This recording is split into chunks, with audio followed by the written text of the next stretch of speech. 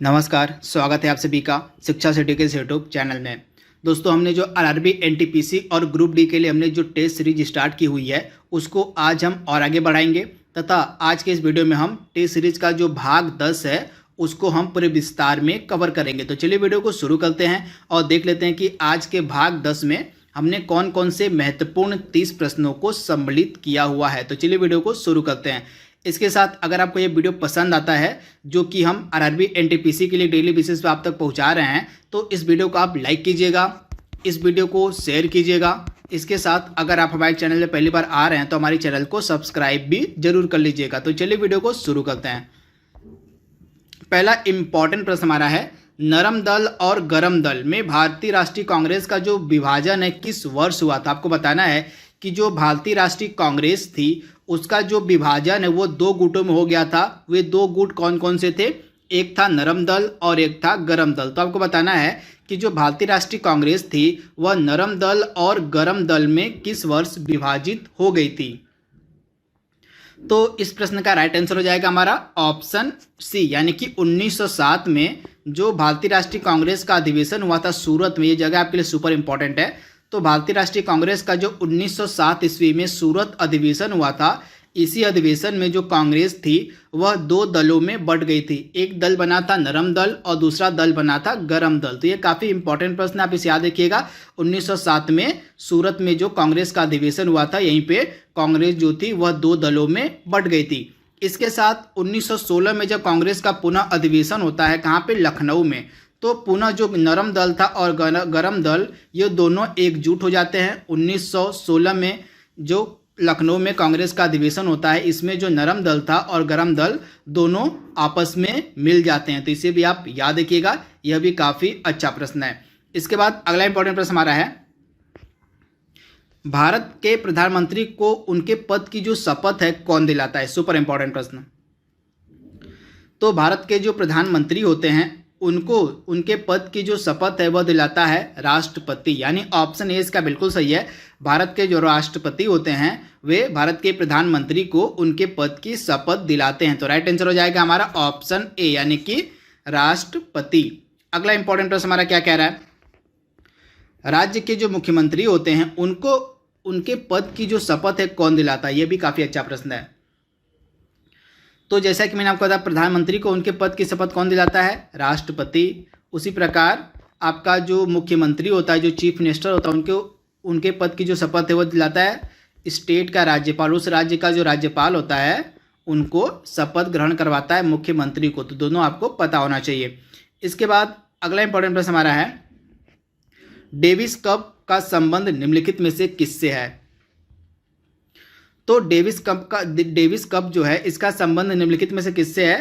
तो Davis cup का संबंध है टेनिस से, यानी ऑप्शन जो इसका डी बिल्कुल सही है। डेविस कप जो है यह टेनिस से संबंधित है। अगला प्रश्न हमारा क्या कह रहा है, असम में आपको बताना है निम्नलिखित में से कौन सा राष्ट्रीय उद्यान स्थित नहीं है। तो दिए गए ऑप्शंस में से असम में कौन सा राष्ट्रीय उद्यान नहीं है?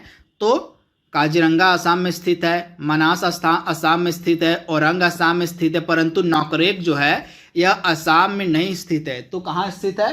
तो जो नौकरेक राष्ट्रीय उद्यान है यह आपको मिलेगा मेघालय में। तो इसे आप ध्यान दीजिएगा, जो नौकरेक राष्ट्रीय उद्यान है यह आपको मेघालय में मिलेगा और बाकी के तीनों जो राष्ट्रीय उद्यान है काजीरंगा, मनास और औरंग, ये तीनों आपको मिलेंगे असम में। तो इसे आप ध्यान दीजिएगा। उसके बाद जो काजीरंगा नेशनल पार्क है असम का, यह किस जानवर के लिए फेमस है? तो एक सींग वाले गैंडे के लिए। इसे आप ध्यान दीजिएगा, जो काजीरंगा नेशनल पार्क है यह एक सींग वाले गैंडे के लिए फेमस है। तो ये भी काफ़ी बार एग्जाम में पूछा गया है, तो इसे भी आप ध्यान दीजिएगा। अगला प्रश्न हमारा क्या कह रहा है, अगर एक उपकरण द्वारा केबल या तार की मदद लिए बिना एक नेटवर्क कनेक्शन स्थापित किया जा सकता है तो उस नेटवर्क कनेक्शन को हम क्या कहते हैं? तो इसका राइट आंसर हो जाएगा वायरलेस, यानी ऑप्शन जो इसका बी है बिल्कुल सही है। अगर एक उपकरण के द्वारा बिना केबल और तार की मदद से अगर कोई नेटवर्क स्थापित किया जाता है तो उसको हम कहते हैं वायरलेस कनेक्शन। अगला प्रश्न हमारा है, ALU का पूरा नाम आपको बताना है कि ALU का पूरा नाम क्या होता है। तो इसका पूरा नाम क्या हो जाएगा आपका अरिथमेटिक लॉजिक यूनिट, यानी ऑप्शन ए इसका बिल्कुल सही है। अरिथमेटिक लॉजिक यूनिट जो होता है ALU का पूरा नाम होता है। तो ऑप्शन जो ए है इस प्रश्न का बिल्कुल सही है। अगला प्रश्न हमारा क्या कह रहा है, निम्नलिखित में से कौन सी जो प्रक्रिया है सूर्य के अंदर घटित होती है आपको बताना है। तो संलयन की जो प्रक्रिया होती है वह सूर्य के अंदर घटित होती है। तो इसका राइट आंसर हो जाएगा ऑप्शन जो इसका बी है, बिल्कुल सही है। संलयन की जो प्रक्रिया होती है वह सूर्य के अंदर घटित होती है। अगला प्रश्न हमारा क्या कह रहा है, जो विद्युत बल्ब होता है उसका जो फिलामेंट होता है आपको बताना है कि किस का बना होता है। काफ़ी बार एग्जाम में यह प्रश्न पूछा गया है। तो जो विद्युत बल्ब होता है इसका जो फिलामेंट होता है यह बना होता है टंगस्टन धातु का, यानी ऑप्शन ए इसका बिल्कुल सही है, टंगस्टन।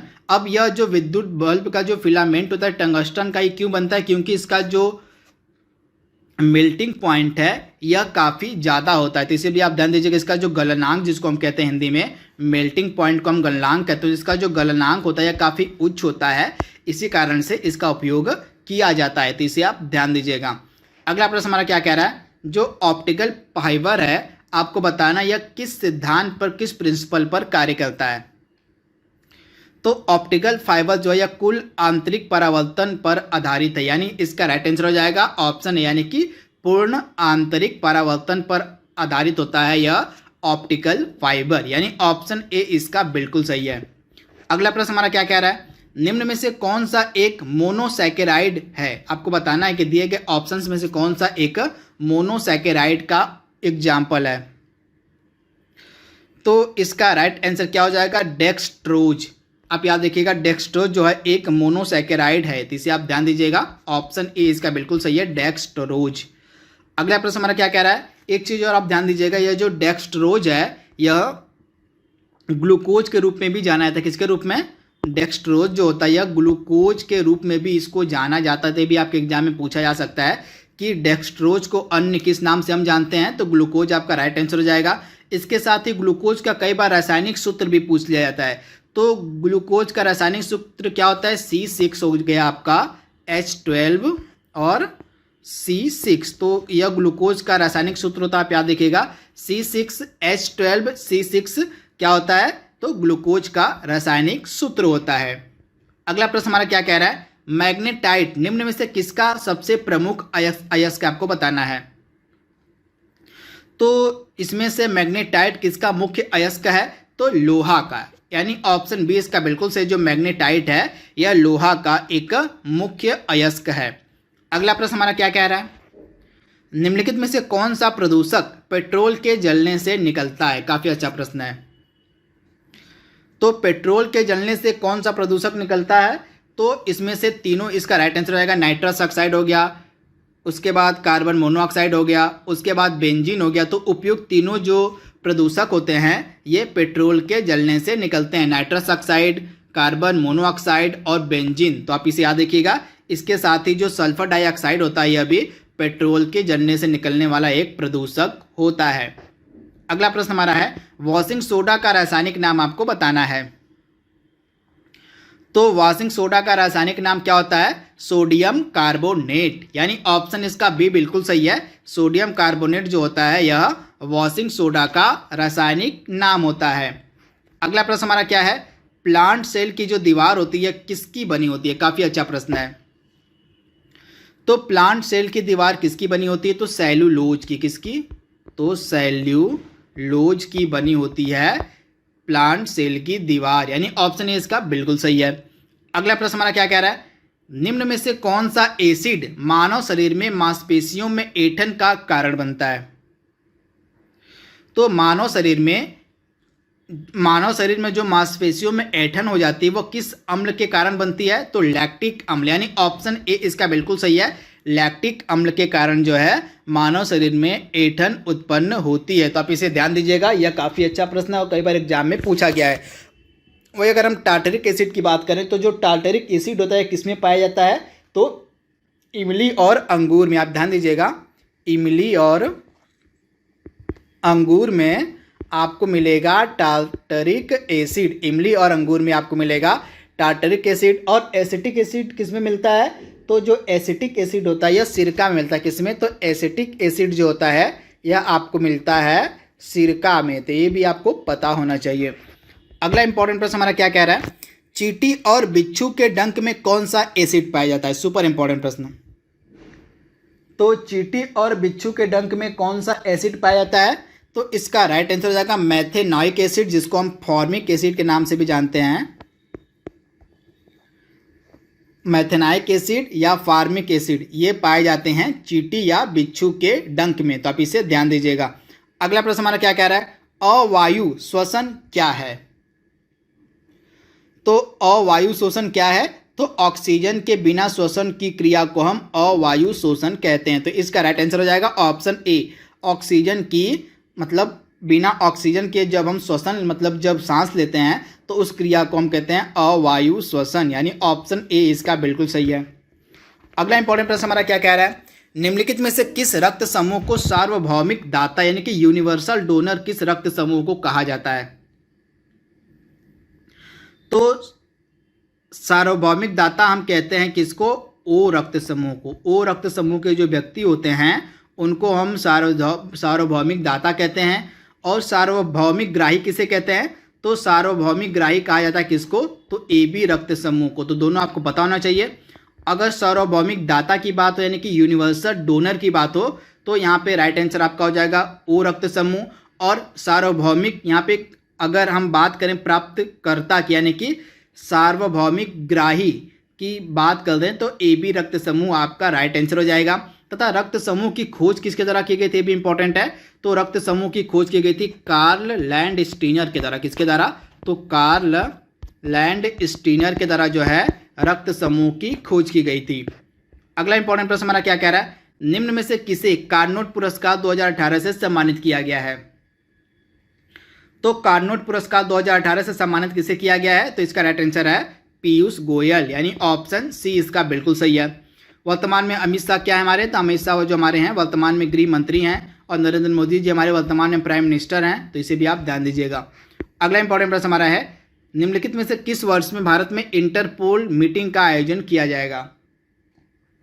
तो जो इंटरपोल की मीटिंग है यह भारत में आयोजित की जाएगी वर्ष 2022 में, तो इसे आप ध्यान दीजिएगा। तथा वर्ष 2022 में भारत में G20 का शिखर सम्मेलन भी आयोजित किया जाएगा, तो ये जानकारी आपके दिमाग में होनी चाहिए। इसके साथ वर्ष जो 2022 है 2022 में जो वर्ल्ड डेयरी समिट है, आप यह ध्यान दीजिएगा, जो वर्ल्ड डेयरी समिट, यहाँ पे डेयरी की बात हो रही है तो वर्ल्ड डेयरी समिट जो है यह भी 2022 में भारत में ही आयोजित की जाएगी। तो 2022 का साल जो है भारत के लिए काफ़ी इंपॉर्टेंट है। अगला इंपॉर्टेंट प्रश्न हमारा एक चीज़ और ध्यान दीजिएगा, 2022 का जो साल है यह हम मनाएंगे अपनी 75वीं वर्षगांठ। किसकी? अपनी स्वतंत्रता की हम 75वीं वर्षगांठ मनाएंगे वर्ष 2022 में, तो इसे भी आप ध्यान दीजिएगा। अगला प्रश्न हमारा है हाल ही में किस देश ने पंच तीर्थ धार्मिक स्थल को राष्ट्रीय धरोहर घोषित किया है? तो यह कौन सा देश है? तो यह देश है पाकिस्तान, यानी ऑप्शन इसका ए बिल्कुल सही है। पाकिस्तान जो है उसने पंच तीर्थ धार्मिक स्थल को क्या घोषित किया है? तो एक राष्ट्रीय धरोहर घोषित कर दिया है, तो राइट आंसर आपको मिलेगा पाकिस्तान। अगला प्रश्न हमारा है हाल ही में पाकिस्तान के पहले हिंदू सिविल जज के रूप में किसे नियुक्त किया गया है? तो पाकिस्तान की जो पहली महिला हिंदू सिविल जज बनी इनका नाम है सुमन कुमारी, यानी ऑप्शन ए इसका बिल्कुल से सुमन कुमारी।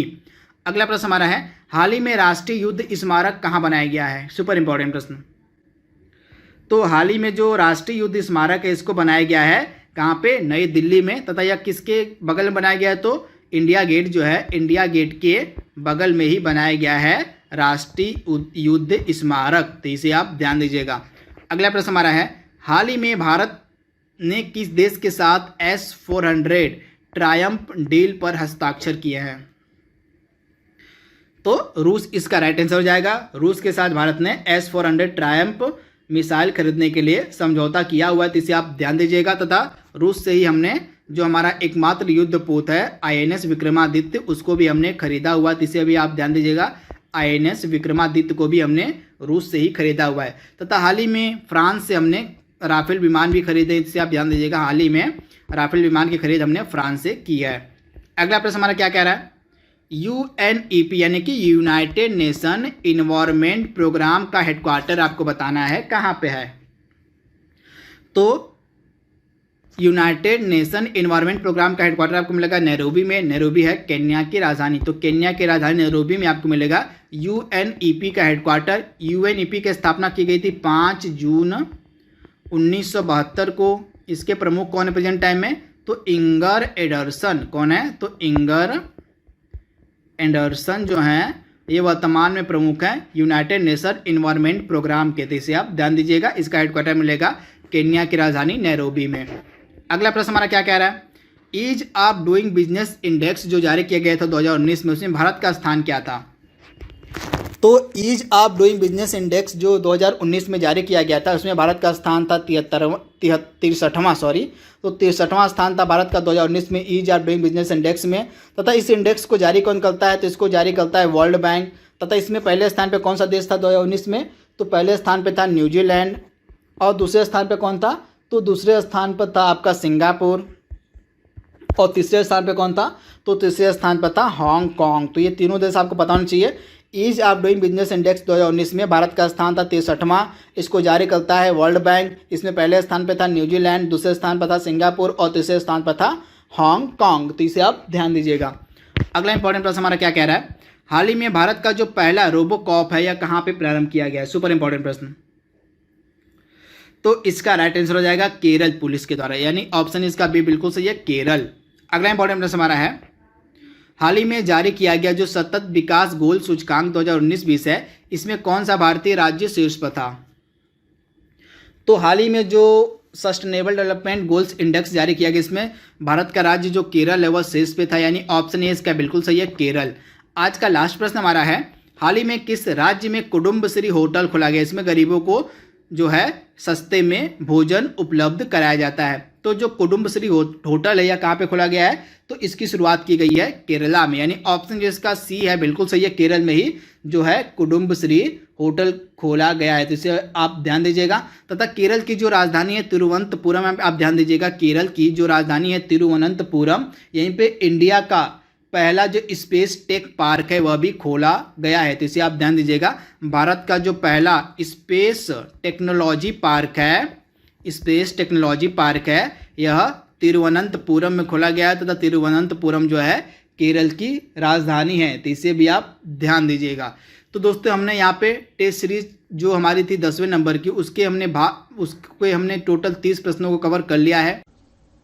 तो दोस्तों जैसा कि मैंने बताया कि आपको देखिए बहुत ही बेहतर ऑफर है, आपको 20% तक का ऑफ मिलता है अगर आप एसएससी सीजीएल एग्जाम 2023 के लिए प्रिपेयर कर रहे हैं या फिर किसी भी दिल्ली पुलिस के लिए भी कर रहे हैं, एसएससी किसी कैटेगरी के ले रहे हैं अगर वो नॉन टेक्निकल में आता है। तो यहाँ पे आप कोड यूज करेंगे wimleys@14 जो कि डिस्क्रिप्शन बॉक्स में मैंने दे रखा है, उसका यूज करेंगे तो आपको 20% तक का ऑफ मिल जाएगा। कोड ध्यान रखिए wimleys@14 यूज करना है, जो कि मैंने डिस्क्रिप्शन बॉक्स में दे रखा है। और वीडियो अगर आपको अच्छी लगेगी तो इसे ज्यादा से ज्यादा लाइक करेगा, चैनल पर नए होंगे तो चैनल को सब्सक्राइब करेगा, वीडियोस को ज्यादा से ज्यादा शेयर करेगा। और किसी भी तरीके के डिटेल्स चाहिए तो देखिए नीचे नंबर भी दिया हुआ है 85858585, ठीक है। इस पे जो है आप कॉल करके जो भी आपको अगर कुछ अदर डिटेल्स चाहिए होंगी तो वो भी आपको मिल जाएंगे। बाकी अपना ध्यान रखिए, अनअकैडमी एप्लीकेशन इंस्टॉल कर लीजिए। मिलते हैं हम आपको अगली वीडियो में।